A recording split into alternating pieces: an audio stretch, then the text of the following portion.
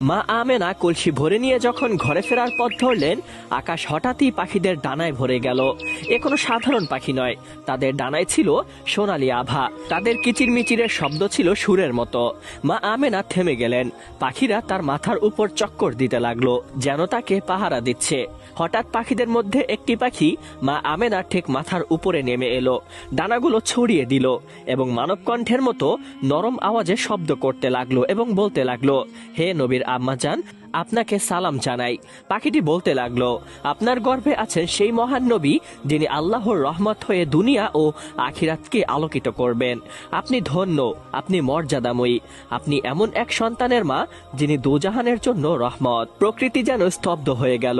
পথের গাছগুলো আবারও হেলে পড়ল, পাতার শব্দে যেন সম্মান প্রদর্শন করলো। তিনি একটু মুচকি হাসলেন, মনে হচ্ছিল তিনি এই বিষয়টির জন্য আগে থেকেই প্রস্তুত ছিলেন। মা আমেনা ধীরে ধীরে ঘরের দিকে ফিরছিলেন।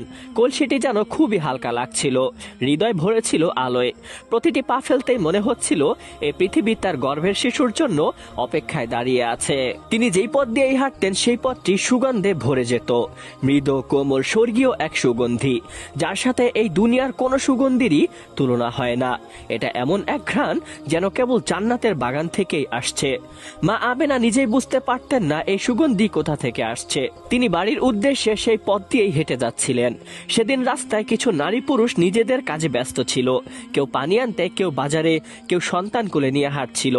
মা আমেনা তাদের পাশ দিয়ে যাওয়ার মুহূর্তে তারা হঠাৎ থমকে গেল। একজন বলতে লাগলো, এই ঘ্রাণটা কোথা থেকে আসছে? আর একজন মুগ্ধ হয়ে বলতে লাগলো, আমি তো এমন সুগন্ধি জীবনেও কোথাও পাইনি। তারা চারদিকে তাকাতে লাগলো, কিন্তু কোনো সুগন্ধির বোতল বা আতরের চিহ্নই পেল না। তবে প্রত্যেকেই পরিষ্কারভাবে বুঝতে পারছিল যে এই ঘ্রাণটি মা আমেনার দিক থেকে আসছে, কারণ ইতিপূর্বে তার আসার আগে এই ঘ্রাণটি ছিল না। সে এখান দিয়ে অতিক্রম করার পর থেকেই এই ঘ্রাণটি চারদিকে ছড়িয়ে পড়েছে। তখনকার সমাজে যেসব নারীর স্বামী মারা যেত তাদের জন্য সুগন্ধি ব্যবহার নিষেধ ছিল। তাই কয়েকজন বিধবা নারী এই অদ্ভুত ঘ্রাণ পেয়ে বিস্ময়ের সাথে একটু ঈর্ষান্বিত হয়ে উঠল। একে অপরকে ফিসফিস করে বলতে লাগলো, দেখো তো আমেনার থেকে কি এই সুগন্ধি আসছে? তার তো স্বামী মারা গিয়েছে, সে কিভাবে সুগন্ধি ব্যবহার করে? এটা তো সামাজিক নিয়ম ভঙ্গ করা। তারা সিদ্ধান্ত নিল অভিযোগ করবে। সে মতেই তারা কয়েকজন মিলে আব্দুল মুত্তালিবের কাছে গেল, অর্থাৎ বিশ্বনবীর দাদা যান।